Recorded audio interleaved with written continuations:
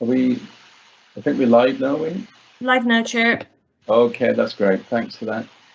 Right, thanks everyone for turning up. First item, apologies for absence. Chair, can I notify you that I will need to leave at 10 to 6. I've got to go to another council meeting. It's not. Hopefully we'll be done by then anyway. Yep. Thank you. Okay. Pamela, is there any other absences? I noticed there was an email earlier. One of the councillors is running slightly late. Yeah. But can I confirm we are quorate at the moment? There's 3 of us here, so. Yes. Yeah. Yeah. No other apologies, Chair. Okay. Any declarations of interest? No. And minutes of the last meeting. So if I'm going from document to document, I've only got one screen, so I do apologise.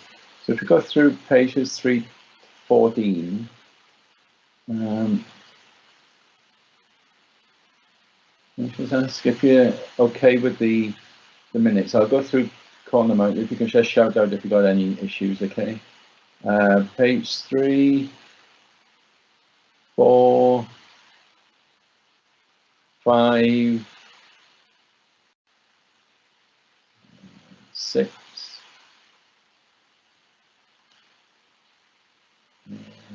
7, 8, 9, 10, 11, 12. Now I noticed there's a few action points going through. Can I just ask if they've been completed? Pamela?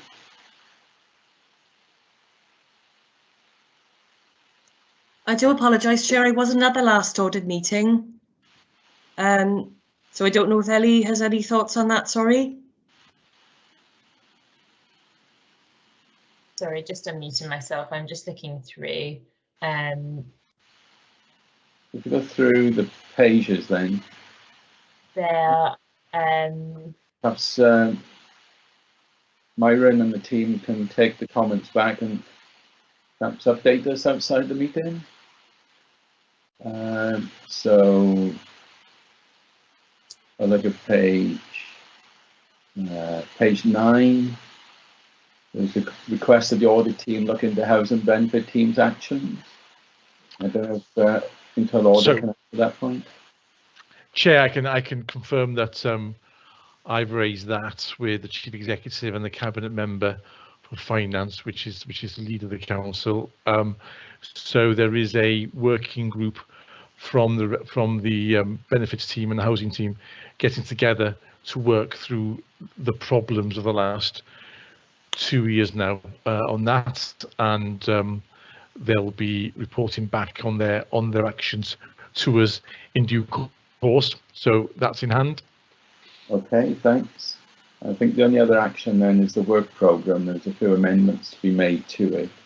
I think there's still a couple of issues with the work programme, which perhaps we can come back to at the end. And a couple of slight alterations to it. Yeah, absolutely, Chair. Yeah, and if any adjustments need to be made for our team, then we'll make sure that that happens in the background. Oh, okay. Are we okay therefore to accept the minutes? Yeah. Okay. Duly approved. Chair, sorry, yeah. Councillor Giles, I put my hand up.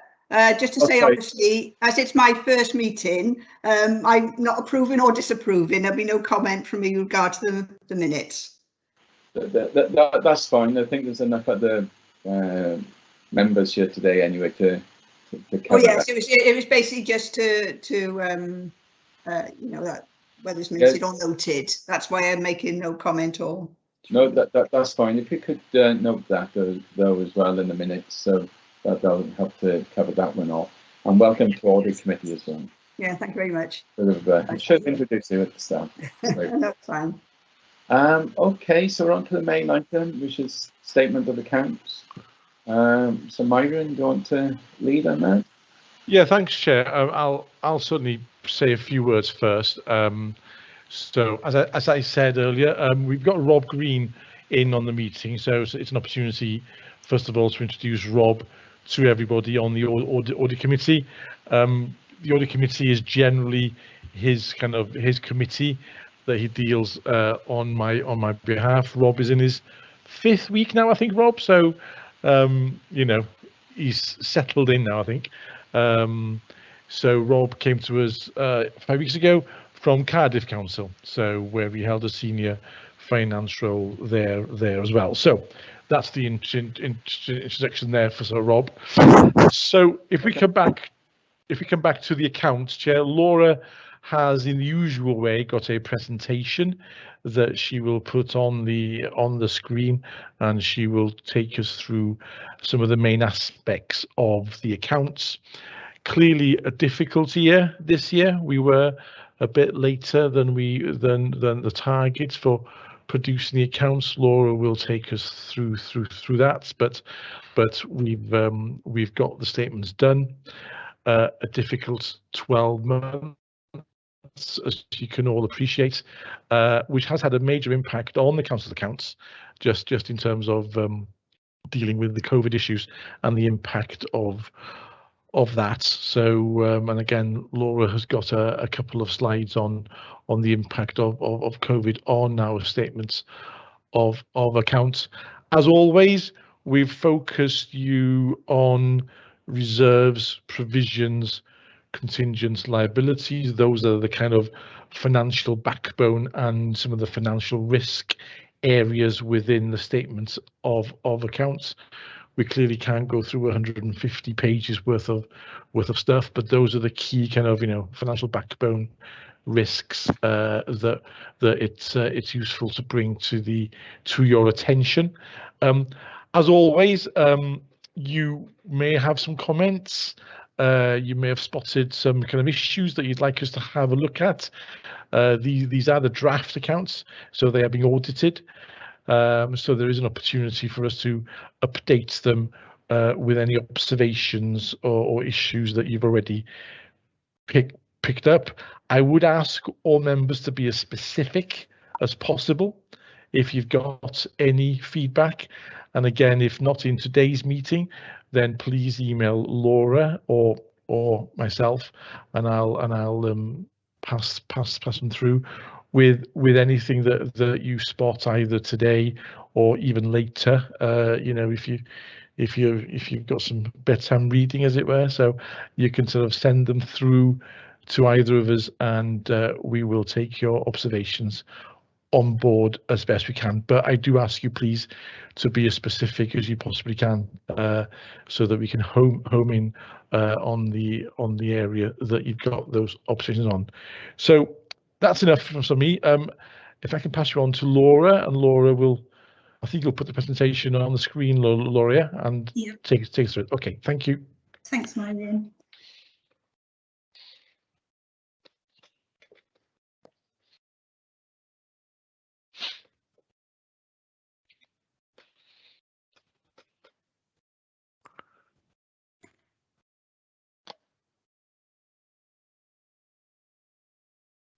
Thanks, Laura. We can see that.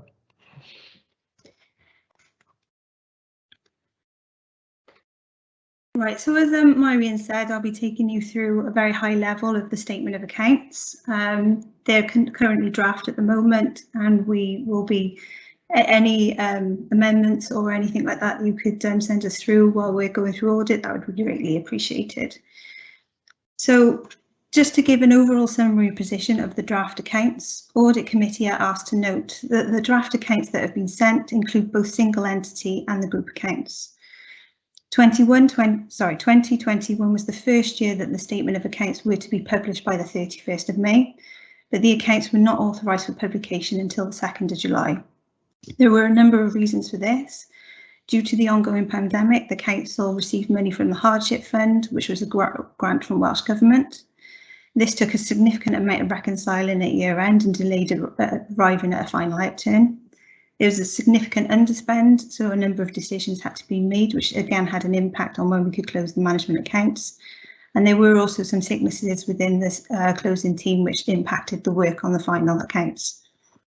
We're not the only authority who were delayed in publishing the statement of accounts due to COVID, and some had still not published at the beginning of last week. The accounts have now gone on to display to the public from the 26th of July until the 20th of August. The statutory deadline for audit for the audited statement of accounts is the 31st of July. We're all working towards getting the final accounts being reported back to Audit Committee in September meeting for approval, and to recommend that the final accounts are signed by both the head of finance and the chair. The key messages from the 2021 financial year is that the revenue budget underspent by 14 million, and this was reported to Cabinet in June 21. This was due to the fact that the council was in receipt of one-off Welsh Government funding to help support the service delivery to Newport in response to COVID. This was not just restricted to expenditure, but we were also able to claim certain streams of lost income from COVID restrictions, which meant that these costs were not then borne by the council. There were also underspends across all service area, which included the cost of general administration and service provisions due to the changes in working practices, not undertaken planned and normal services due to the pandemic, as they were either not required or unable to be carried out due to the prioritisation of the COVID response. And then there was the usual underspend on the contingency budget, the council tax reduction scheme and council tax income. You would have seen from the statement of accounts that the CIES shows a deficit on the provision of service of 6.7 million compared to the £14 million surplus reported at outturn. This is because the financial statements are required to make a number of adjustments to get to the accounting cost of providing services rather than the amount funded by taxation. These accounting adjustments amounted to about 27.9 million and will include adjustments for depreciation and pension cost adjustments. The capital programme outturned at 26.2 million, and we have carried forward £7.1 million worth of slippage into 21-22. The main reasons for slippage are there was £763,000 of loans due to external companies, and delayed at the start of the financial year impacted on how these schemes were able to progress. There's £1.4 million on active travel and local transport grants. We had approval to carry over a number of grants over to 21-22, and it's also worth noting that we do experience a delay in getting the reward letters through, which meant that it can then cause delays with starting the projects. There was also £1.1 million worth of TRI funding. The projects are still being identified within the city centre, and this will be reprofiled in 21-22. There was also £1 million slippage across various education schemes, and again this was down to COVID restrictions, delayed in tender returns and resource issues. The reserves have increased by a net 21.2 million, which is mainly made up of an £8.5 million underspend from schools, which was transferred to schools reserve, and the £14 million underspend, which was again transferred into earmarked reserve following approval at Cabinet. So the impact of COVID on the statement of accounts, as previously mentioned, one of the impact that COVID has had on the statement of accounts is that it delayed the preparation of the accounts due to reconciliation of the hardship fund, which delayed in being able to come to an outturn position. It has also had significant impact on the assumptions that we've made about the future, as well as the areas of estimation. As was the case last year, the valuation of operation property and investment properties has again been reported on the basis of material valuation uncertainty. The valuer at Norse has confirmed that as at the valuation date, the RISC was still advising that the material uncertainty clause was still to be used, but it was down to the valuer to decide when to include it. The valuer felt that as the 2021 valuations crossed over a number of property sectors, particularly for the investment category, it was believed to be prudent to still include that within the statement of accounts for 2021. As part of the economic package from the Welsh Government to deal with the pandemic, the council received significant cash in the forms of new grants and financial support. For 2021, the financial support for Newport City Council totaled 27.3 million. and included the Emergency Hardship Fund, which covered both additional costs of responding to the COVID and the loss of income compensation, which included council tax income. There was money to assist with the increased amount of council tax reduction scheme, digital transformation funding to assist with the digital service delivery and then achieve savings, as well as money towards the additional cost of administering the payment of business support grants. In addition to the direct financial support for the council services to both respond to the impact of COVID and provide financial stability, the council also acted as an agent for the Welsh Government. The council processed 51 million of support payments across various schemes, which included business support grants, care workers £500 payments, COVID freelancer and startup grants. And the council also administered £20 million of business rate holiday payments for the retail, hospitality and leisure sectors. There's a new agency note within the statement of accounts this year which details those schemes which we have classified as having an agency relationship with and which we've then excluded from the statement of accounts. So the key statements within the accounts, there are 5 key statements together with supporting notes which detail the financial performance of 2021, and these are the comprehensive income and expenditure statement. This shows the accounting cost of the year of providing services in accordance with the generally accepted accounting practices. The expenditure and funding analysis details the movements between the council's income and expenditure position as reported internally, and the accounting adjustments that have been made as per proper accounting practices as presented in the CIES. The movement in reserve statement summarises the authority's income and expenditure activity and shows how this is adjusted to arrive at the authority's funding or the council tax position and how surplus and deficits have been distributed to reserves. The balance sheet shows the value as at the 31st of March 2022 or 21 of the assets and liabilities held and recognised by the authority. The cash flow statement shows the movement in cash and cash equivalents of the authority during the reporting period. So just to give a summary of the finances, this slide shows the summary of usable reserves. As you can see, we've had usable reserves of 87 million brought forward from 1920, which has increased to £108 million in 2021 as a result of the budgeted transfers to and from reserves, which also includes schools and the capital receipts reserve, plus the underspend of 14 million. The makeup of these reserves are classed as the council's fund balance, school reserves, earmarked reserves, which include risk, smoothing, enabling, and other, of which the PFI makes up approximately 50% of 42 million. The next slide just gives just shows how that is broken up. So the usable reserves can be grouped into specific categories to give an understanding of their purpose. The percentage makeup and the accounts are included within the slide. So the general fund is at 6.5 million and that equates to about 6%. School balances are 9.6 million at 9%. The risk reserve, which includes the insurance reserve and the redundancy reserve, is 6%. The enabling reserve, which includes things like capital expenditure, capital receipts and investor save, is 25%. The smoothing reserve is 40% and that includes the PFI. And the other is then 14%, which includes various reserves such as the COVID Recovery Fund, IT Development Fund and the Financial System Upgrade. So to go on to provisions. So a provision is an amount which is put aside for a known liability that can be estimated, but there's still uncertainty regarding the final amount or the timing. The table on this slide shows the individual provisions and the movement within 2021 for each one. There was a decrease in the short-term provisions from 8.866 to 7.470 million at the 31st of March 21. The main movements were a £1.5 million reduction in accumulated absence. This reserve is non-cash based and does not affect the general fund. A new provision for Artist Tower, which is to cover expected non-payment of rent for 3 years. Insurance and the MMI, which 2.5 million. This is decreased from This is decreased by 685k as at the 31st of March 21.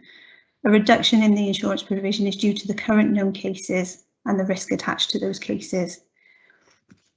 The long-term provisions then, the land capping provision was increased by £475,000, and this was due to reviewing the life of the landfill, and its expected life was shorter than first initially relieved. The provision is reviewed every 5 years, and 2021 and 22 is the next year that is due to be reviewed. Friars Walk is reduced by 500k in line with the income subsidy agreement, and the CCRCD is for the Cardiff City deal, which we have to consolidate within our statement of accounts.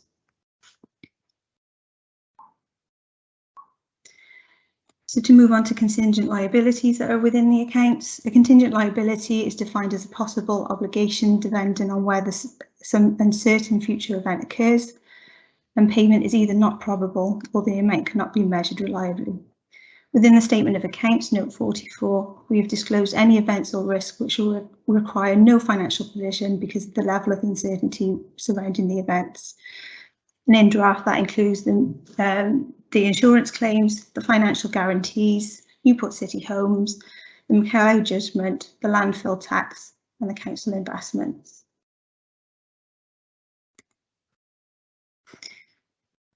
So what are the key areas and observations from the statement of accounts this year? So in line with previous years, the council has a number of joint committees with other local authorities, e.g. the CREM. The code requires that Newport's percentage of the assets held by these joint committees should be included within our accounts.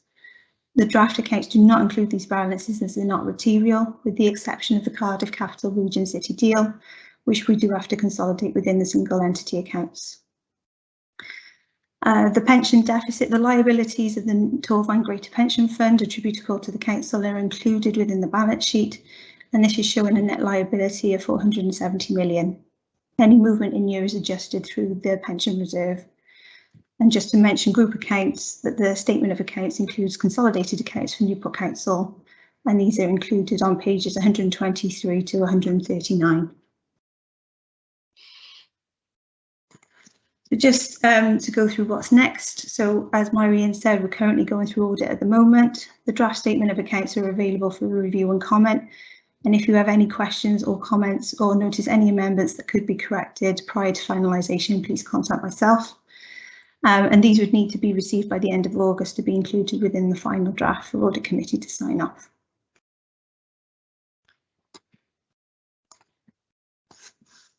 Thanks, Laura. Thanks, Laura, for that. Are there any questions from anyone before I raise a couple of queries myself? Yeah, Councillor Hoolery. Thank you, Chair. Just a quick one. Underspend on Welsh Assembly grants, will they be subject to clawback? No. Okay, thank you. Not unless it's for anything specific, but no, the underspend, it won't be clawed back, no. Because we were only able to claim that grants for expenditure that we incurred in year. Okay, Councillor Jordan. Yeah, thanks, Chair. Hey, Laura, just a thing, Laura, but can you tell me what do you mean by slippage? So basically, it's underspend for the capital programme. So because some of the schemes are usually over a number of years in length, we call, if there's a particular underspend within that financial year, we call it slippage because it slips back into the next financial year. Oh, right, okay, thanks.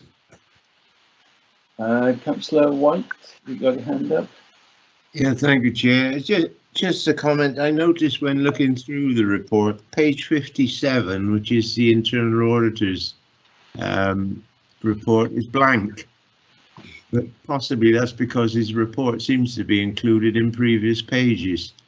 That report is blank because that won't be issued until the final set of accounts. We just leave that blank so that we know that we can slot that in when that's finally written, once the audit is closed. Okay, thanks.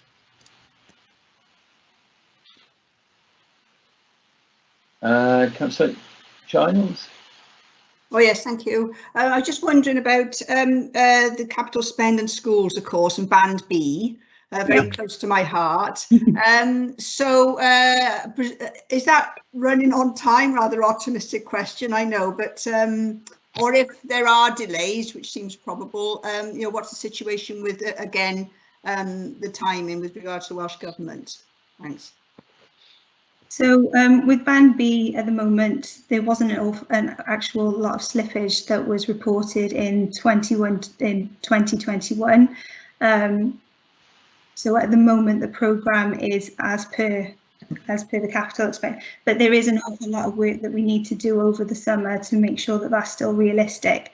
I suspect that there will be some schemes that will have to be pushed back, and it will all depend on when the tenders for certain schemes that are currently within the pipeline to be built will be coming in. So that's a piece of work that we will have to be doing over the next couple of months, and we'll be talking to Welsh Government quite closely. I know that the 21st Century School teams within education have a very good working relationship with Welsh Government as well. Yeah, thank you very much. So it's always a little bit slippery or tricky, isn't it? You don't have to put that in the minutes. So I'm sure we got our finger on the button with that. But you know, this is so vital for our children, isn't it? You know, Band B, and the amount of spending, I mean, is so much smaller than we actually need even to start with. So I know everything will be done, and I mean, you know, Sarah and the education team as well as yourselves are absolutely fantastic. We're pushing it all the way. So Deborah Weston, set her on them. That's it. Yeah. That's good news. That's good news. Thank you. Can I just add to that then with the capital? I mean, I noticed that overall we've underspent by 21%, and for those that are regular attendees at Audit Committee, year on year, we always underspend the capital budget by around about 20 to 30%, typically an average of 25%. And I just wonder why there's a continual underspend, because the money is there. Is there a problem with project management?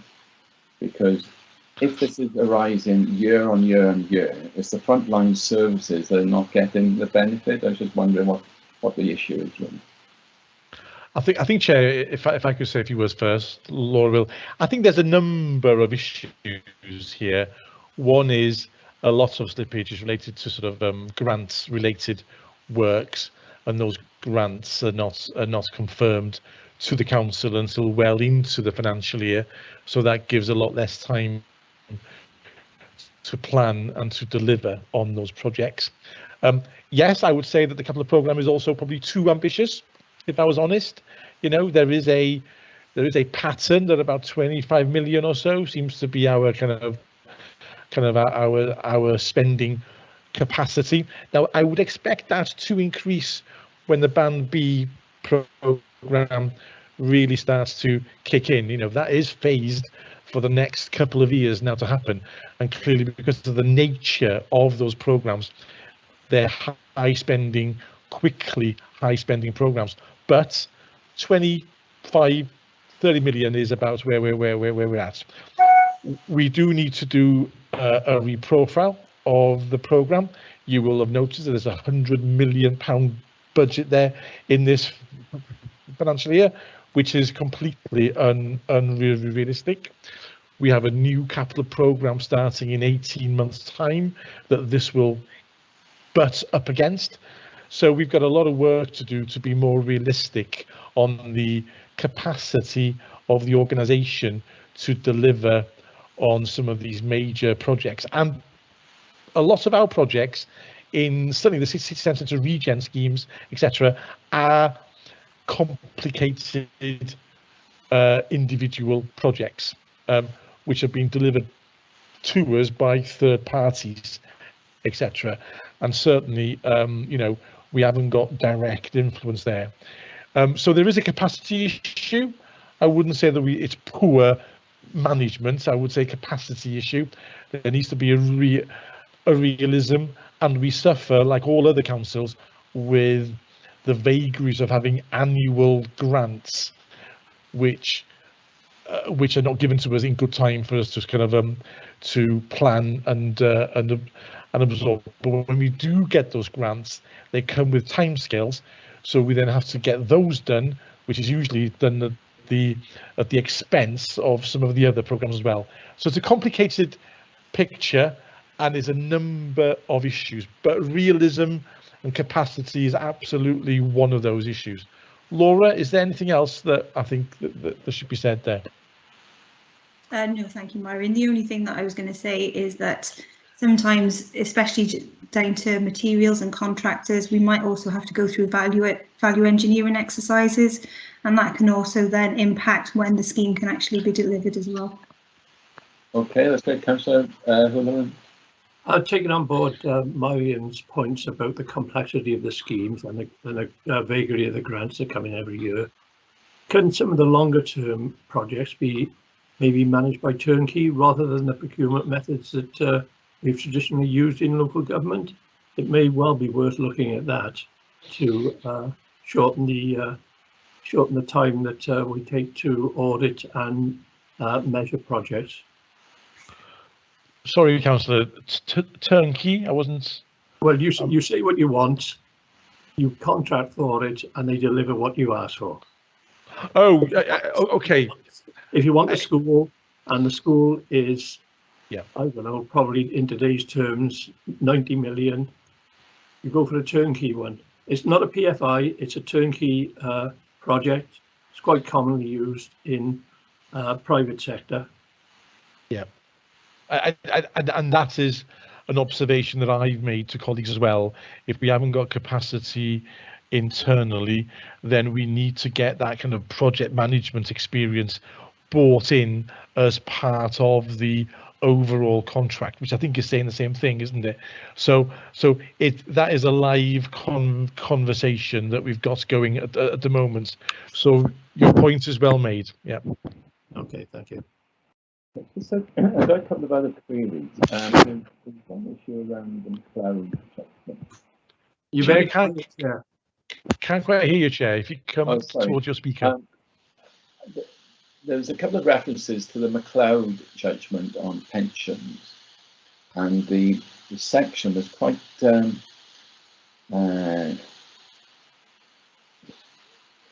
it's obviously a technical area, and it's quite difficult to grasp what the point is that's being made in the document. So, for example, I realise that you're waiting for the final decision, but there's already figures bandied in there. For example, 1.5 million has been a figure that comes to mind.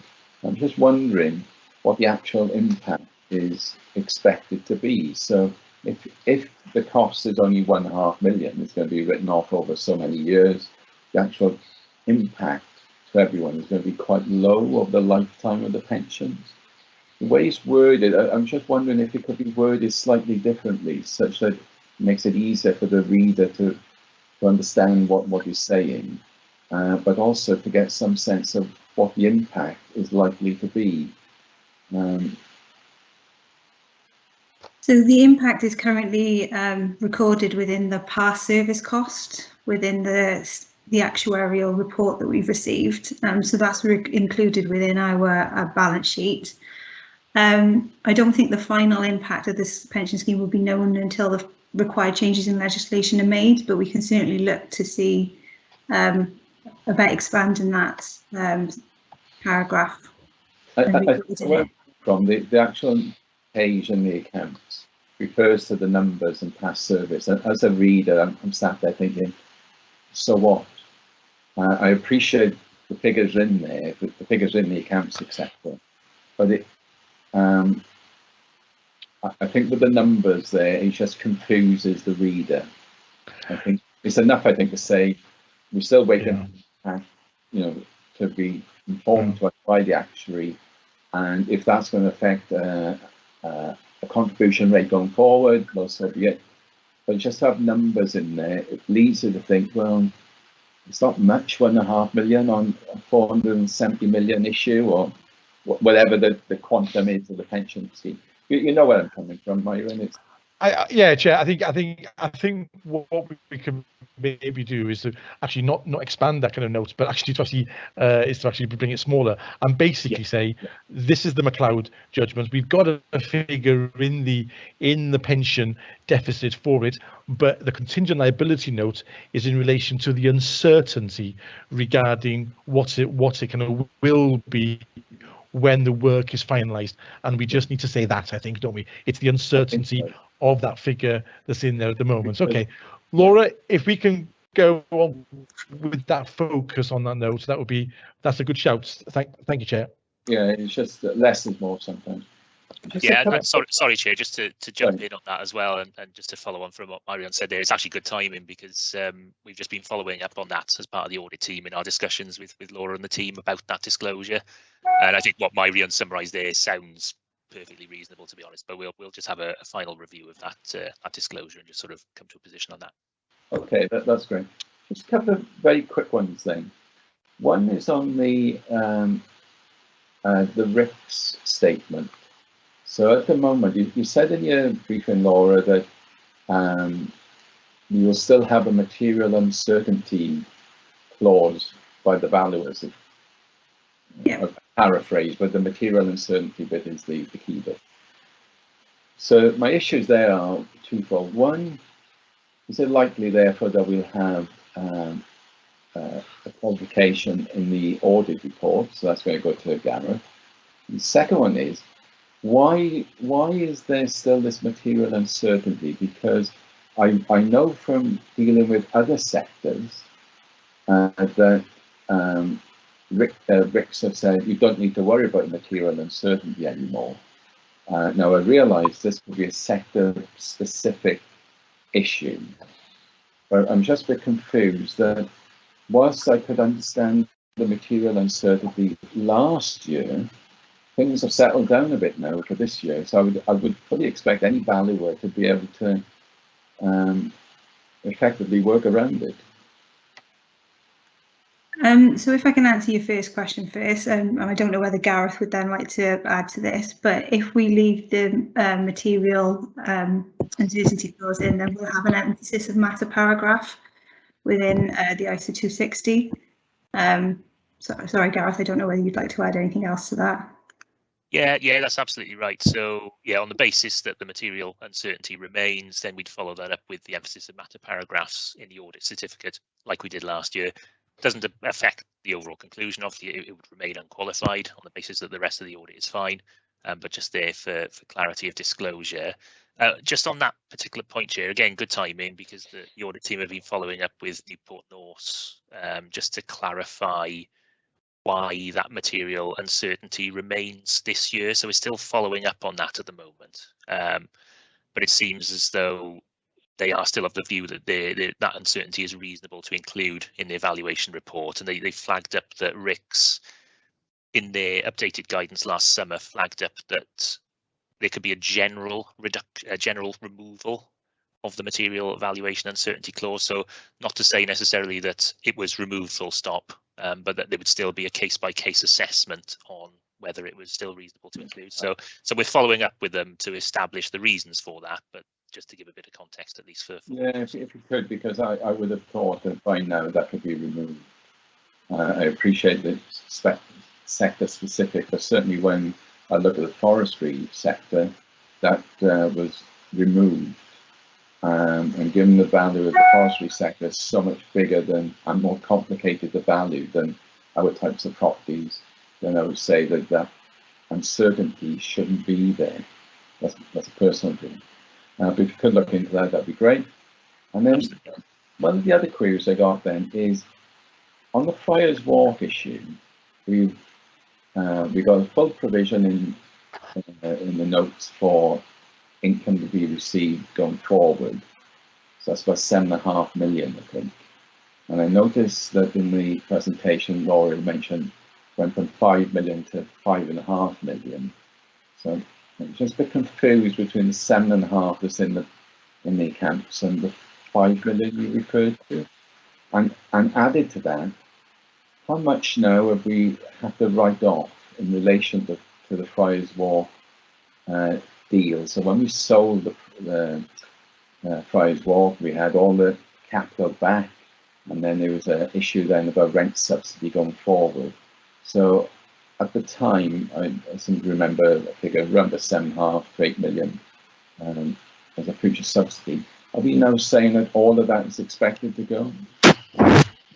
So I think we'll share this one between myself and Laura. Laura can expand on what the actual accounts say. So essentially, when we kind of left Friars Walking, this is a number of years ago,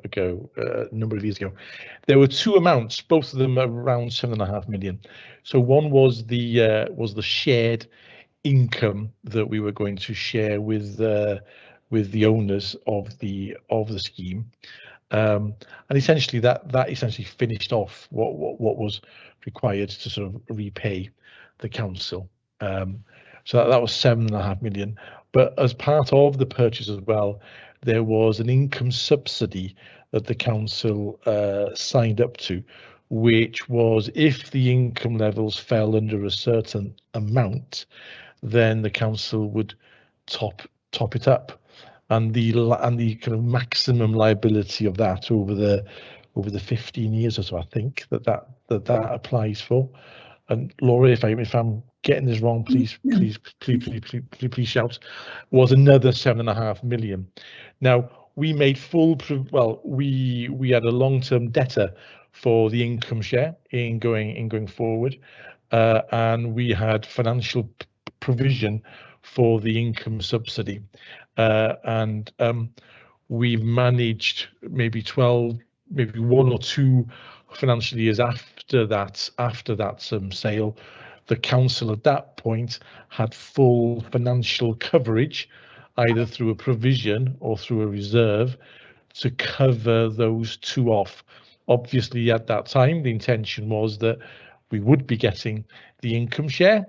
So, in due course, we will be releasing those provisions or reserves, and also that it wouldn't be required to top up the income levels, and therefore we would also be able to release the provision and reserves for the income subsidy as well. Obviously, retail has gone through a tough old time in the last few years generally. Clearly, COVID in the last sort of 18 months has been incredibly problematic. So where we are at the moment is that the accounts have got full coverage, either in provisions or in reserves, for the council's liabilities in relation to the income subsidy and also the long-term debtor. Now, I am loath to write off the long-term debtor today because it's still operating.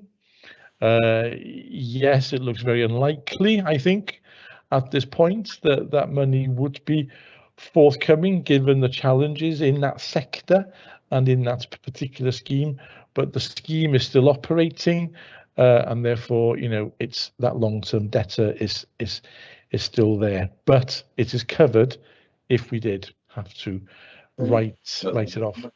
In total, how much is provided or reserved for? So we've got the long-term debtor covered in full by 7.5 million, and we've got 100% coverage also for the outstanding amounts of income subsidy that's still left in that 15-year deal. We're now in year 12. We've been doing it for the last 3 years or so. So we are slowly, that 7.5 million liability is reducing because, it's 15 years fixed term there. We've got about 12 years left roughly, and we've got full coverage for that as well if it was required. And clearly at the moment the council is providing that top up, which is our legal obligation.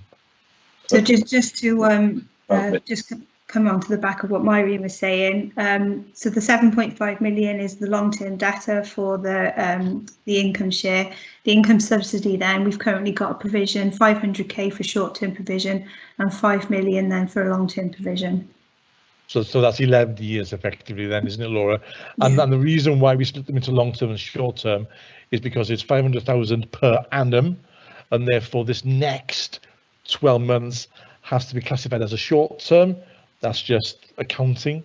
And the balance is a long term. But essentially, there's 11 years worth of coverage to pay that income subsidy if it was required. And as I've confirmed to you, it is being required and has been required over the last few years, even before COVID. But the scheme is operating; it's still there, and therefore, you know, it is hope that in due course that things might change. But it's something that the council keeps a close eye on. Okay. I do have a query on page 53 or 39 of the accounts. This is section 12.8 of the annual government statement. And it says in first line, I don't think you can see it, page 53 in the big number at the bottom, so that's the pack, or it's 39 of the accounts. Sorry, was that page 39 of the accounts, Chair? 39, it's a little 39, or where you got a big page 53. So you should be able to see section 12.8.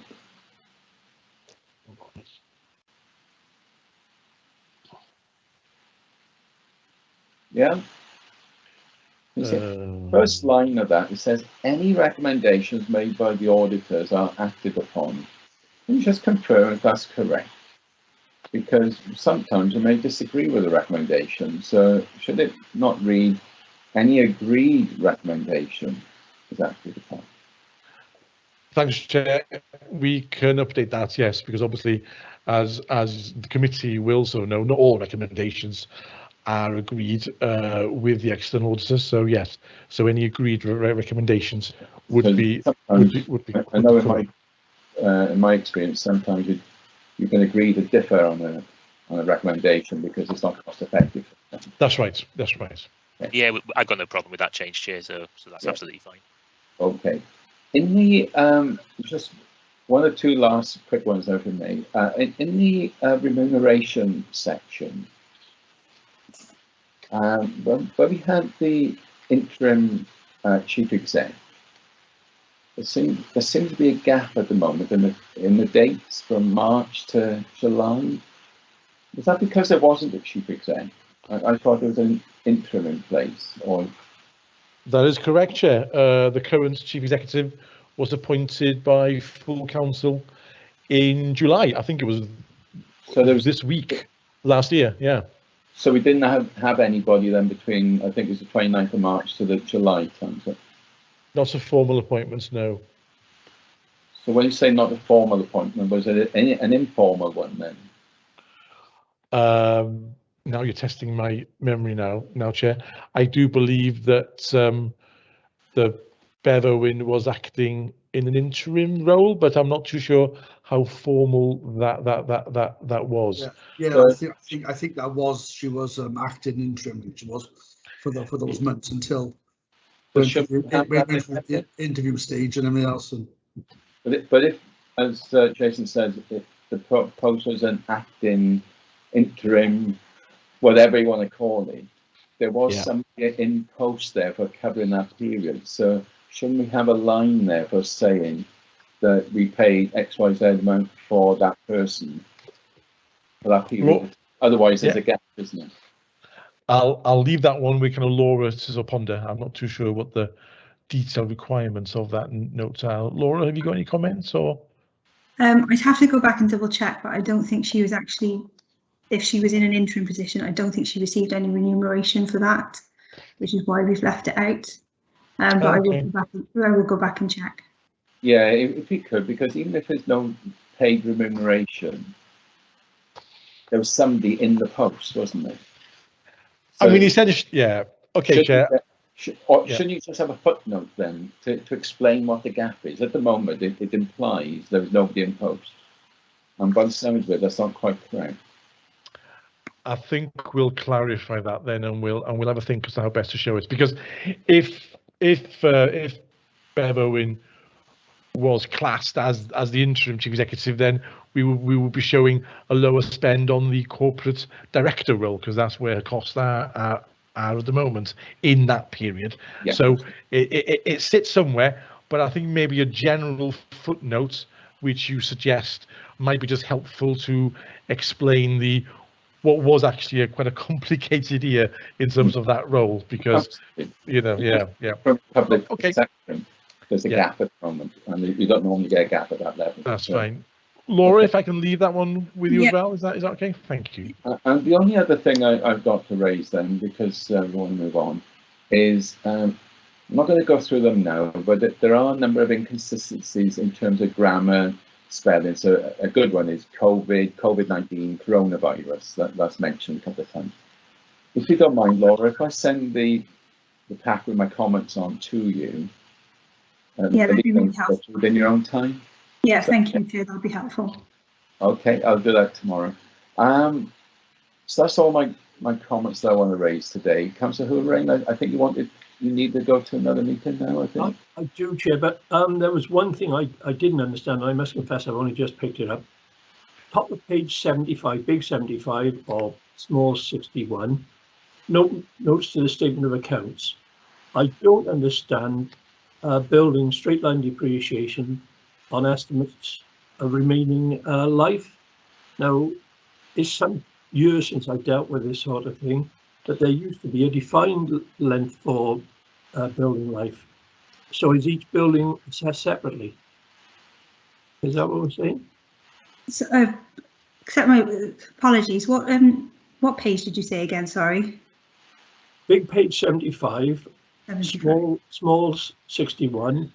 Top of the page, there's a chart. Yeah.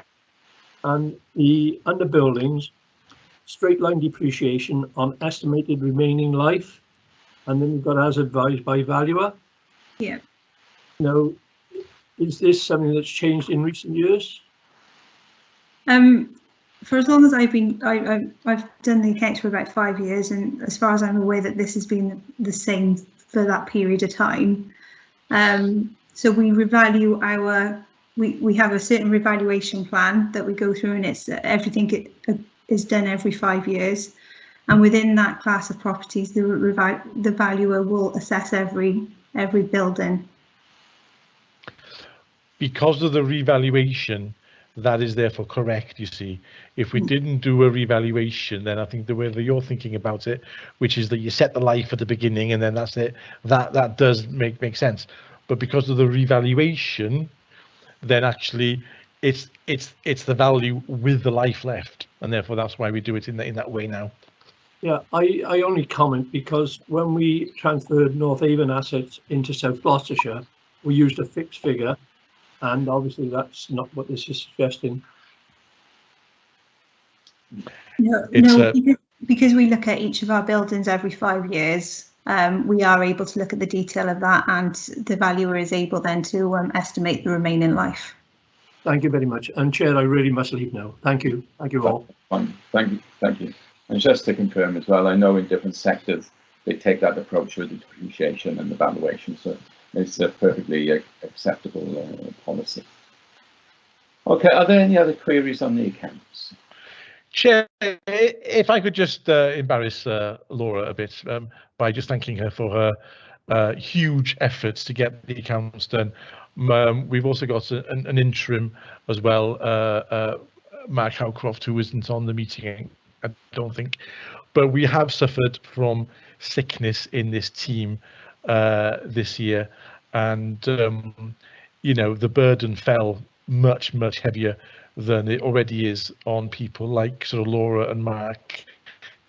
And we were having many a conversation pretty early in the evening on many a day on these accounts, and certainly making the efforts to keep everybody away from Laura so that she could focus on this work. So big thanks to Laura. It is a monumental effort. It really is.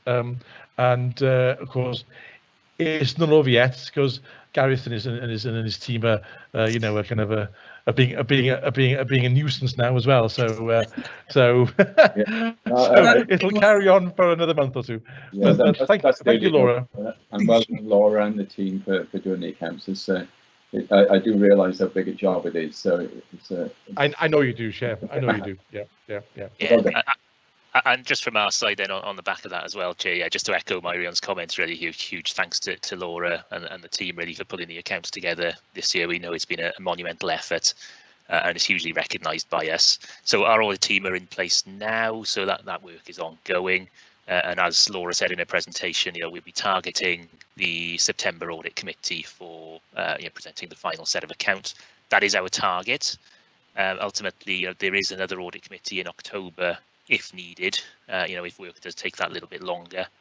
But ultimately, we'll just carry on working through things for the time being, and we'll keep you informed as and when on if anything needs to change.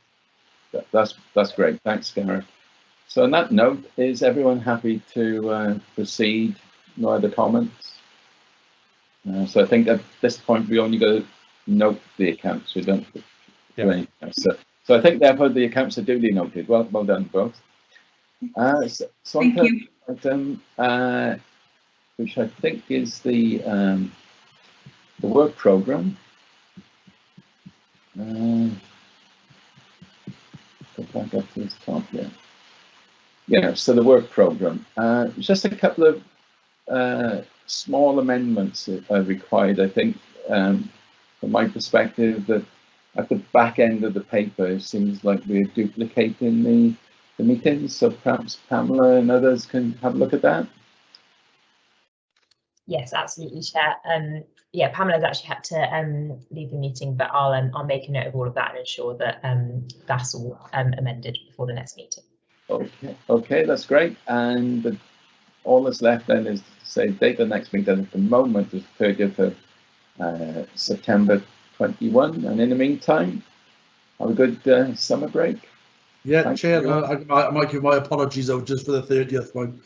Well, so I hope your honeymoon goes ahead this time. Yes, I'm here this time. Third time lucky. Okay then, thanks everyone. Thanks. Cheers. Bye. Thanks. Thanks all.